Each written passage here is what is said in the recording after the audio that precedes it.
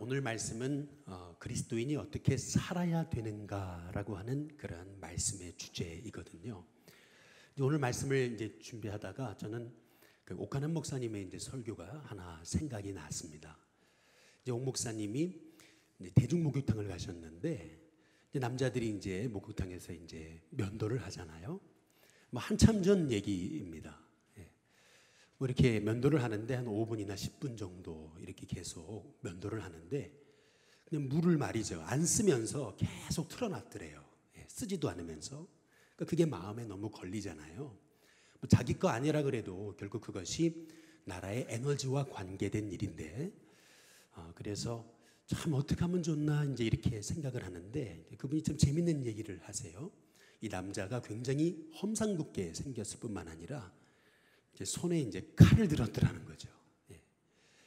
어떻게 해야 되나 이제 참 갈등을 하다가 그냥 옆에 가가지고 그냥 수도꼭지를 확 그냥 잠가버렸대요. 그러니까 이 남자분이 너무 황당하잖아요. 너무 놀랬던 겁니다. 위아래를 이렇게 훑어보면 쳐다보는데 꼭 맞을 것 같더라는 거죠.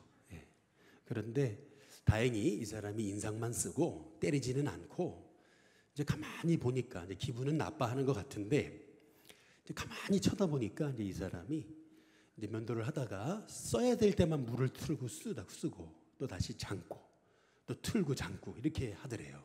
이제 그걸 보면서 그래도 이 사람이 자기가 잘못한 거를 깨닫고 이렇게 생활을 바꾸는구나, 삶을 바꾸는구나라고 하는 거를 이제 그 얘기하시던 그런 장면이 이제 생각이 납니다.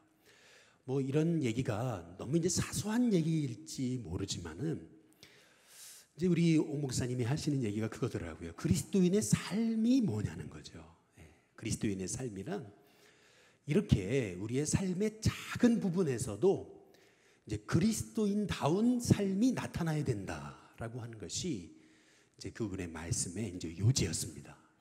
이제 그러면서 기도원 가셨던 얘기 한 말씀을 또 하시는데 이제 기도원에 이제 기도할 일이 있어가지고 이제 자주 가는 기도원을 갔더라는 거죠. 그런데 이제 산 중턱에서 이제 교인들이 이제 그 산에서 산 기도를 하는 거예요. 그런데 어떤 여자분이 기도를 하기를 그 세계 복음화를 위해서 이제 기도를 하더라는 거예요.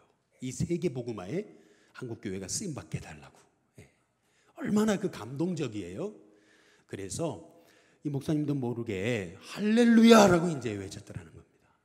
이제 그리고 나서 이제 더 위에 올라가서 이제 목사님도 기도하고 이제 내려오는데 너무나 실망스러운 이제 모습을 보게 됐더라는 거죠. 이제 그것은 뭐냐 하면은 아까 기도하시던 그 성도님, 여자분 성도님이 분명히 기도하던 자리가 맞는데 그 자리에 이렇게 앉고 그리고 치우지 않고 그냥 벌려놓은 신문지가 가득하고 김밥 먹은 그 흔적들이 그대로 남아있더라는 거죠. 이제 그러면서 참 어떻게 그분의 빈자리는 그리스도인의 자리가 아니더라는 거예요. 아까 기도하던 모습과 그리고 그분이 남겨놓은 빈자리는 전혀 딴 사람이더라는 거죠. 이제 그러면서 하시는 말씀이 뭐냐면 그리스도인의 삶이 뭐냐는 거죠. 그리스도인의 삶. 그것은 신앙 따로, 삶 따로가 아니라는 거죠. 기도 따로, 행실 따로가 아니라는 겁니다. 우리의 믿음은, 신앙은 삶으로 이어지는, 그래서 신앙과 삶이 일치하는 그러한 삶이 되어야 됨을 이제 말씀하셨던 게 생각이 납니다. 오늘 우리가 함께 읽은 로마서 12장 1절의 말씀은 기독교 윤리의 총론이다라고 말할 수 있습니다. 기독교 신앙이라는 게 뭐냐, 윤리가 뭐냐, 어떻게 살아야 되느냐 했을 때 그거를 한마디로 정리하라면 오늘 로마서 12장 1절의 말씀을 정리하면 되는 겁니다. 로마서는 총 16장으로 되어 있습니다. 1장부터 11장까지가 우리가 무엇을 믿는가, 기독교의 교리라고 한다면 로마서 12장부터 16장까지는 어떻게 살아야 하는가, 그리스도인의 삶에 관한 이제 말씀이 이제 되는 겁니다. 그래서 로마서 12장 오늘 읽으신 1절 말씀은 그리스도인이 어떻게 살아야 되는가라고 하는 말씀의 가장 첫 시작이 되는 말씀, 곧 기독교 윤리의 총론이 되는 정말 그리스도인이 어떻게 살아야 되는가라고 하는 말씀에 대한 아주 핵심적인 그런 말씀입니다. 그래서 우리가 그리스도인으로 산다는 것, 그것이 무엇인지 우리가 늘 기억하려면 로마서 오늘 12장 1절의 말씀을 계속 여러분이 암송하고 암송해도 절대 지나치지 않다라고 하는 것입니다. 그렇다면 우리 그리스도인은 어떻게 살아야 되냐는 거죠. 먼저는 그리스도인은 삶과 신앙이 일치해야 된다는 것입니다. 우리 로마서 12장 1절 말씀 우리 한번 같이 읽어보겠습니다. 같이 읽습니다. 함께 읽습니다. 시작. 그러므로 형제들아 내가 하나님의 모든 자비하심으로 너희를 권하노니 너희 몸을 하나님이 기뻐하시는 거룩한 산 제물로 드리라. 이는 너희가 드릴 영적 예배니라. 여기 보면은 사도 바울이 너희 몸을 하나님께 드리라 이렇게 얘기하거든요. 근데 여기서 중요한 말씀은 한번 따라해 보겠습니다. 너희 몸을 하나님께 드리라. 아마 여러분 이 말씀을 조금 성경을 아시는 분들은 이게 좀 이상할 겁니다. 왜냐하면 성경은 줄곧 어떤 헌신을 강조할 때 우리의 마음을 드리는 걸 강조하고 있습니다. 이번에 우리 여름 성경학교 주제도 온 마음을 하나님께입니다. 마음. 그래서 마태복음 22장 37절에 보면은 거기 우리 한번 같이 읽어보겠습니다. 함께 있습니다. 시작. 예수께서 이르시되 내 마음을 다하고 목숨을 다하고 뜻을 다하여 주 너의 하나님을 사랑하라 하셨으니. 여기 보면 내 무엇을 다하고요? 마음을 다하고 그랬거든요. 그러니까 성경은 우리의 마음을 다해서 하나님을 섬기는 것을 아주 강조하고 있어요. 마음의 중요성을 강조합니다.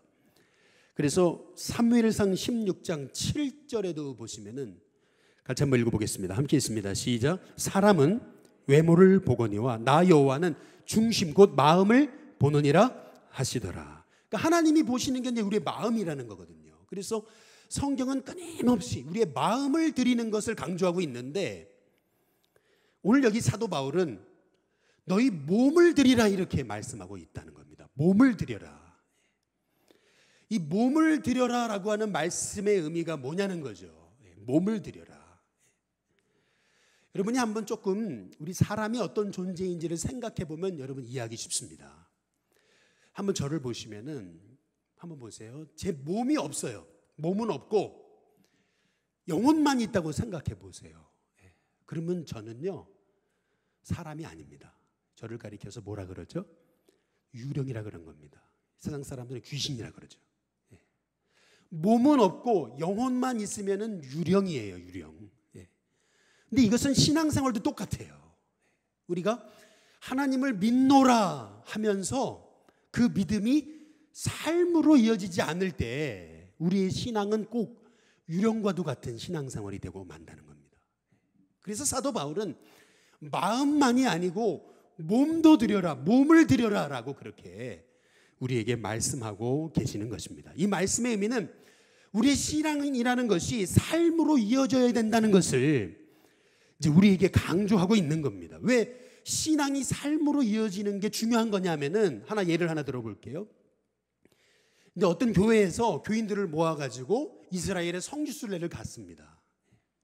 성지순례를 갔는데 한 30여 명이 갔는데 갈릴리를 갔거든요. 게네사렛 호숫가를 갔습니다. 거기 갔더니 예수님이 거니신 바닷가, 베드로를 만나신 그 게네사렛 호수가 있잖아요. 그러니까 교인들이 예수님이 거니신 그 바닷가를 걷고 또 베드로를 만나신 그 장소에 가서 교인들이 얼마나 큰 은혜를 받았는지 몰라요. 이제 그리고 나서 이제 가이드분이 잠깐 쉬는 시간을 줬거든요. 근데 그 쉬는 시간에 어떤 교인은 갈릴리 바닷가에다가 오줌을 넣고 말이죠. 어떤 교인은 그 갈릴리 바닷가 근처에다가 그냥 생각 없이 휴지를 버리더라는 거죠. 만약에 여러분 이렇게 이 성지순례 팀이 정말 이렇게 성지순례를 했다면 그들이 받은 은혜가 은혜냐는 거예요. 그들이 가지고 있는 믿음이 진짜 믿음이냐는 거죠.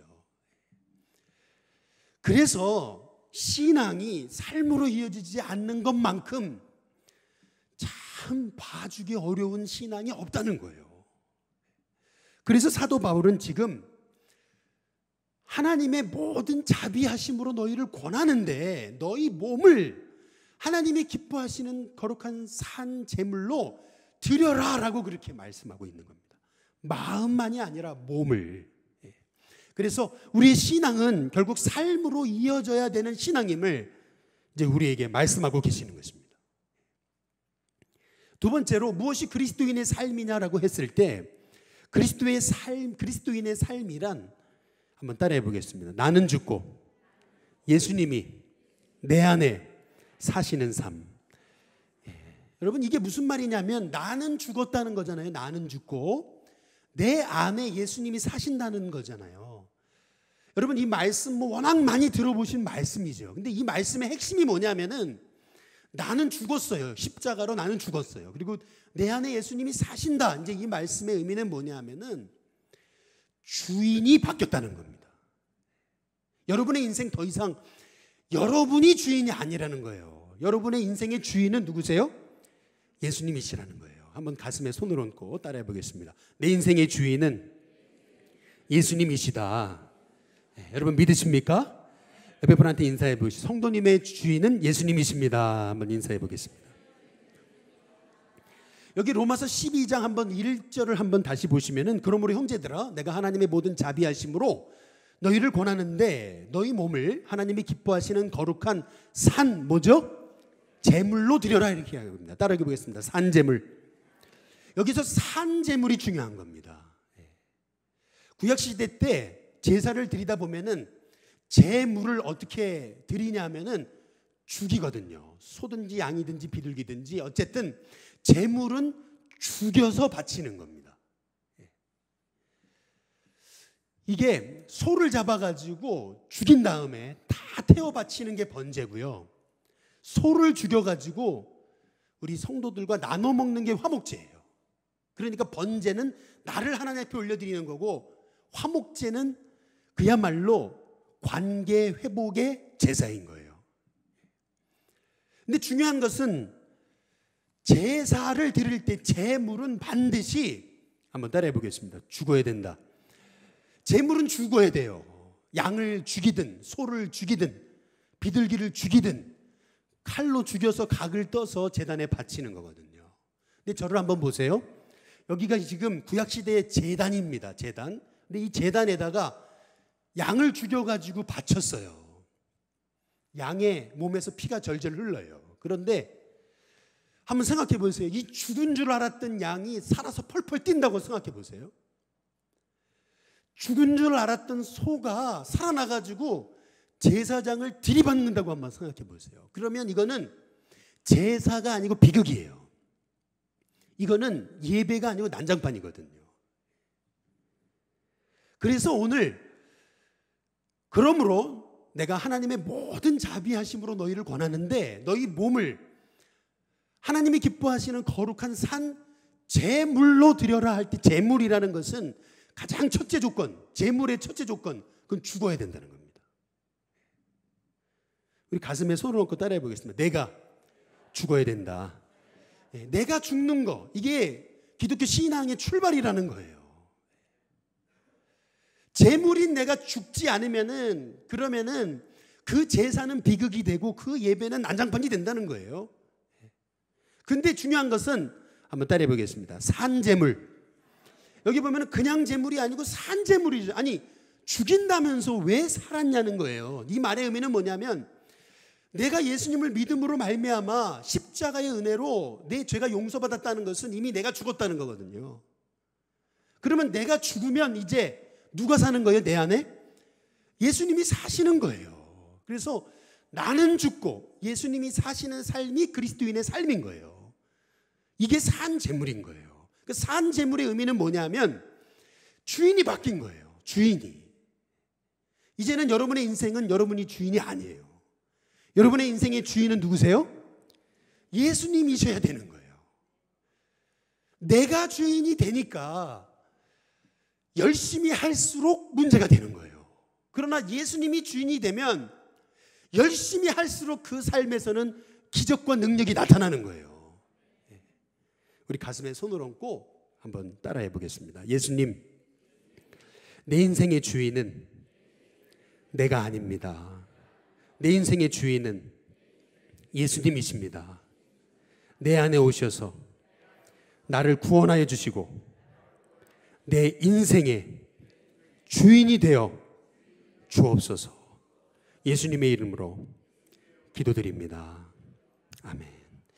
여러분, 이거를 가리켜서 구원이라 그러는 거고, 이거를 가리켜서 예수님을 영접했다는 겁니다. 여러분, 혹시 김익두 목사님에 대해서 아실 겁니다. 워낙 유명하신 분이죠.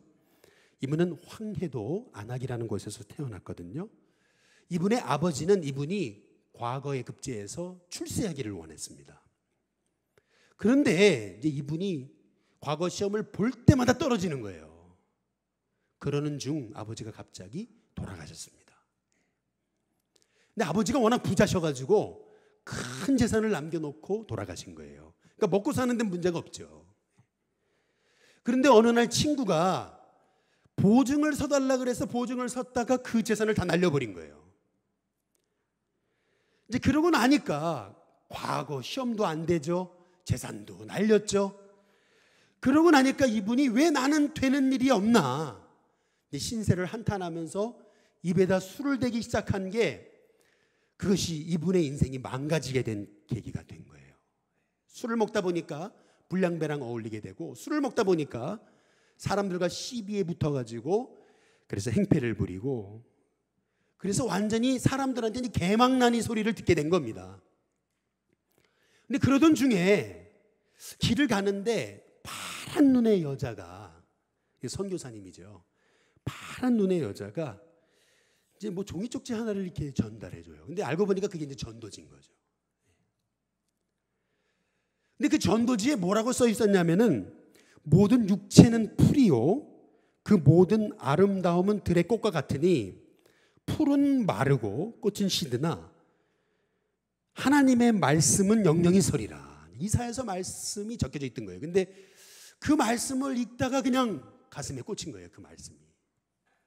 예수님 믿고 싶어지잖아요. 그래서 자기 친구 중에 이제 예수님을 믿던 이제 박태호라고 하는 친구가 있었어요. 그래서 그 친구한테 찾아가가지고, 야, 너 옛날에 나 예수님 믿자 그랬지?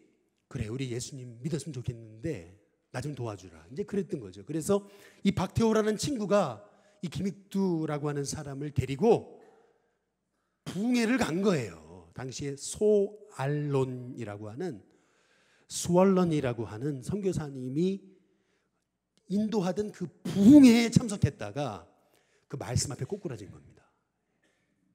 한 청년 아내가 너무 은혜를 받으니까 이 수월런 선교사님이 성경책 하나를 선물로 준 거예요. 근데 이 김익도 목사님이 그 성경책을 읽다가 자기 죄를 보게 된 겁니다. 얼마나 자기가 큰 죄인인지 말씀을 읽으면서 완전히 그가 거듭난 거죠. 말씀을 어떻게 읽었냐면요, 세례받기 전에 신약 성경만 100번을 읽었답니다. 그리고 말씀을 읽기 위해서 2년 동안 아내랑 각방을 썼대요.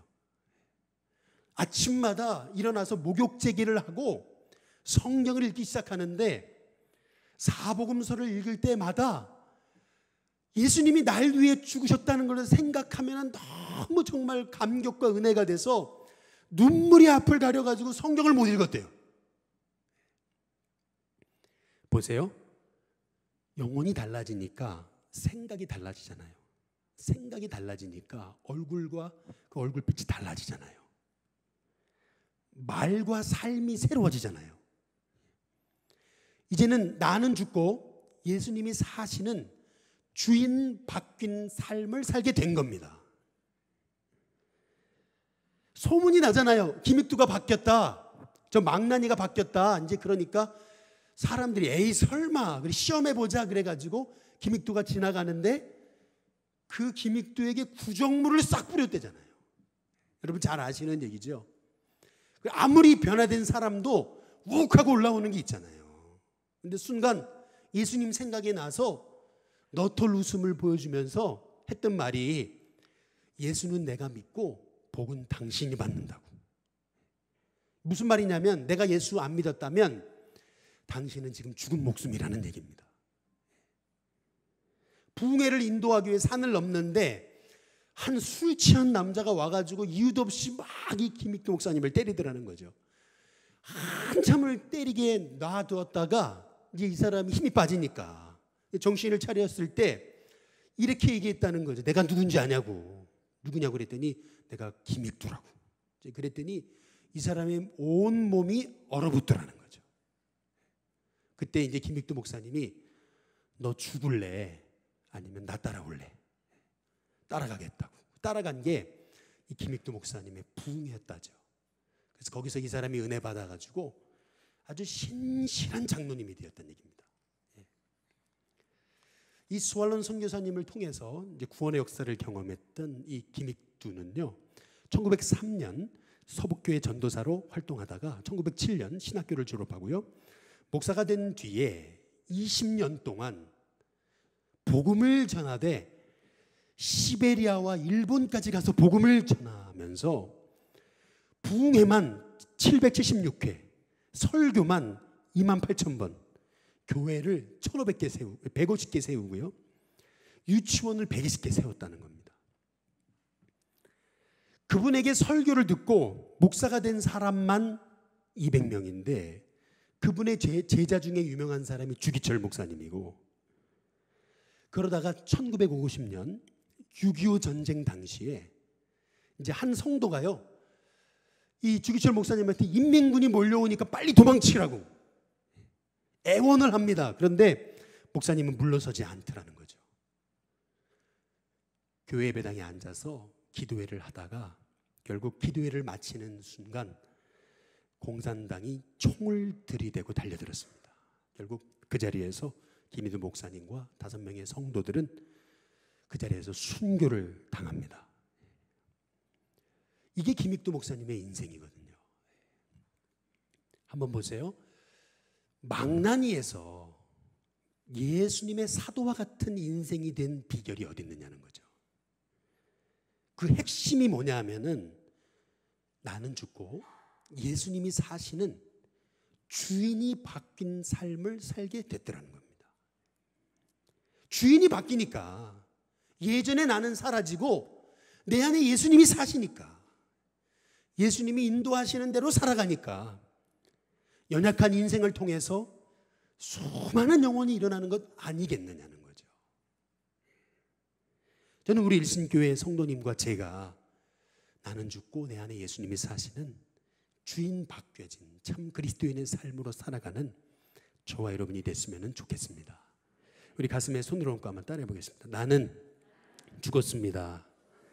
내 인생의 주인은 예수님이십니다. 나는 예수로 삽니다. 옆에 분한테 한번 인사해 보시죠. 예수님으로 사시기 바랍니다. 마지막으로 구원받은 그리스도인의 삶이란 예배 드리듯이 사는 삶이라는 겁니다. 한번 따라해 보겠습니다. 삶도 예배처럼. 이게 무슨 말이냐면요, 우리는 오늘 이 시간 1시간 예배 드리잖아요. 1시간 예배 드리면서 여러분이 하나님 생각하잖아요.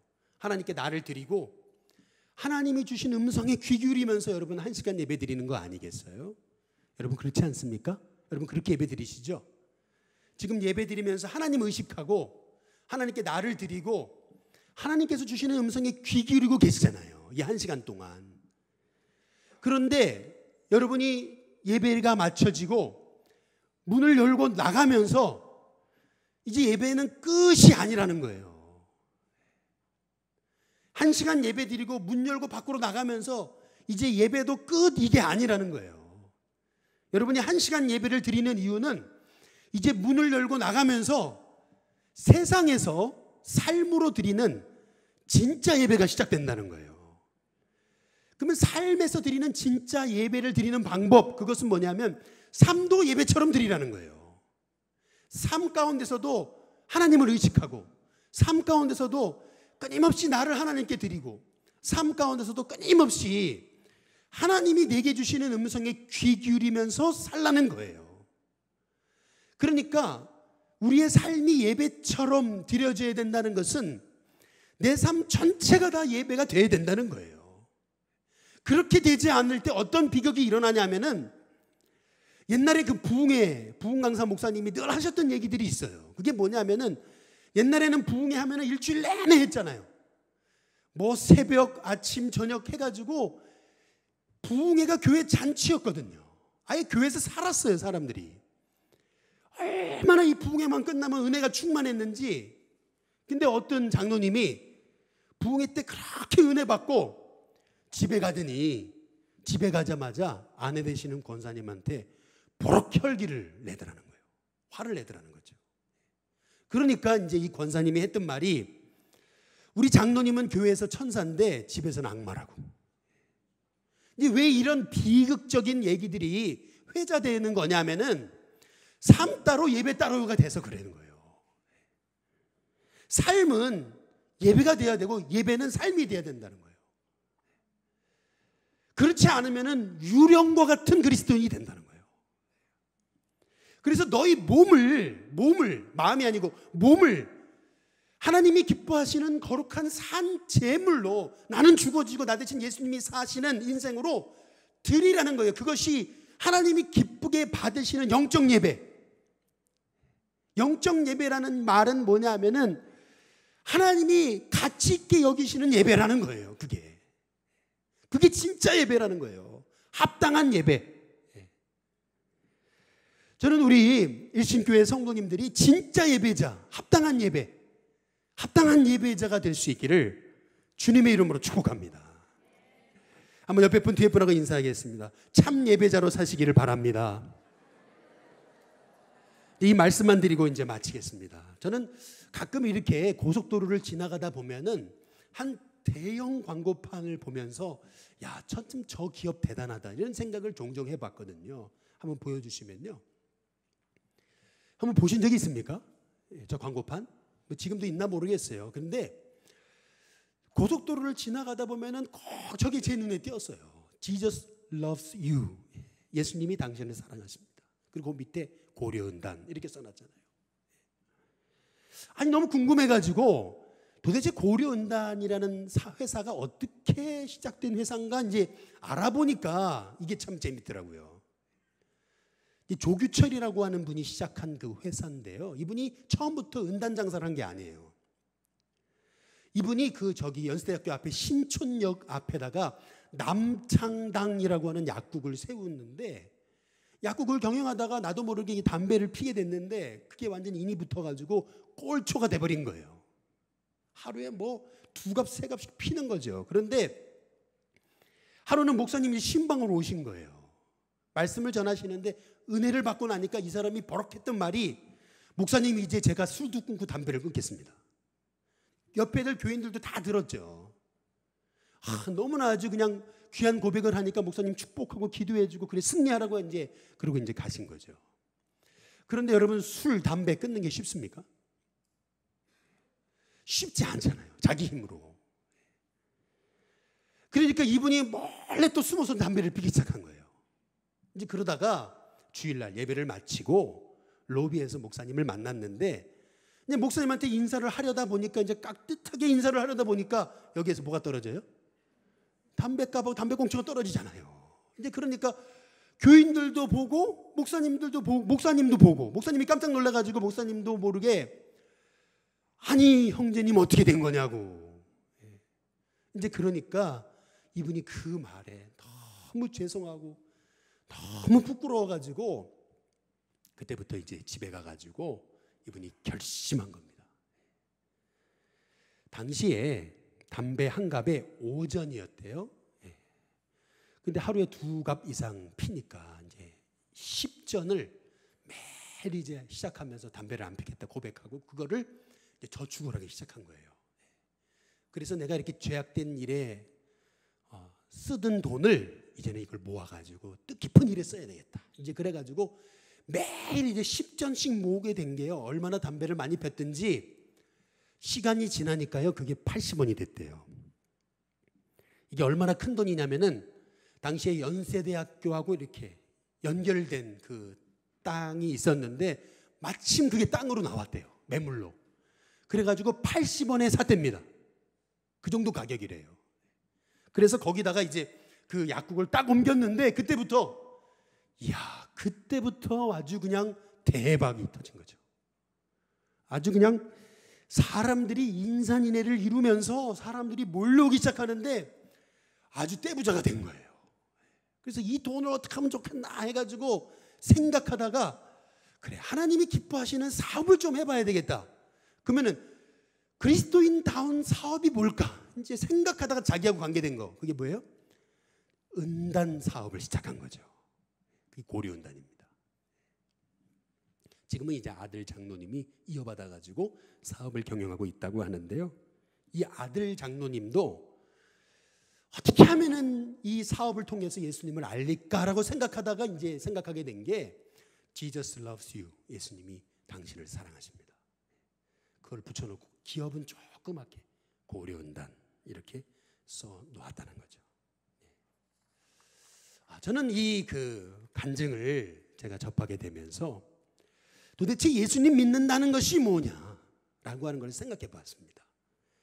예수님 믿는다는 거, 그 출발점은 어디 있는 거냐면 주인이 바뀌는 겁니다. 주인이 바뀌어야 돼요. 과거에 나는 죽는 겁니다. 십자가로 나는 죽는 거예요. 그리고 내 안에 누가 사시는 거냐면은 예수님이 사시는 거거든요. 내 안에 예수님이 사시니까 24시간 365일 평생 내 안에 예수님이 사시니까 삶 속에서도 예배 따로 삶 따로가 될 수 없는 거예요. 믿음 따로 삶 따로가 될 수 없는 거예요. 예수님이 내 안에 사시는데 어떻게 삶 따로 신앙 따로가 될 수 있냐는 거예요. 그런데 예수님이 내 인생의 주인 되기 시작하니까 어떤 역사가 나타나냐면 김익두 목사님처럼 조규철 장로님처럼 그렇게 하나님이 쓰시는 기적 같은 일들이 일어나더라는 거죠. 저는 우리 일신교회 성도님들도 여러분 안에 예수님이 살아계심을 기억하는 종들 되시길 주님의 이름으로 축복합니다. 내 안에 예수님이 사시니까, 내 인생의 주인은 예수님이시니까 이제는 삶이 예배가 되고 삶 속에서도 끊임없이 하나님을 기억하며 살아가는 하나님의 종들 되시기를 주님의 이름으로 축복합니다. 그때 저와 여러분의 삶 속에 생각지 못한 하나님의 은혜와 기적과 변화들이 충만히 일어나게 될 줄로 믿습니다. 우리 가슴에 한번 손을 얹고 다시 한번 따라해 보겠습니다. 나는 죽었습니다. 내 안에 예수님이 사십니다. 내 인생의 주인은 예수님입니다. 한번 옆에 분 뒤에 분한테 한번 더 인사해 보겠습니다. 성도님의 주인은 예수님이십니다. 한번 인사해 보겠습니다. 매일 아침마다 우리 성도님들이 이 고백을 가지고 너희 몸을 하나님이 기뻐하시는 거룩한 산제물로 드려라 하신 이 말씀, 여러분 이 말씀 기억하면서 믿음이 곧 삶이고 예배가 곧 삶인 하나님의 종이 되게 달라고 기도할 때에 저와 여러분을 통해서 하나님의 위대한 역사가 일어나게 될 줄로 믿습니다. 기도하겠습니다.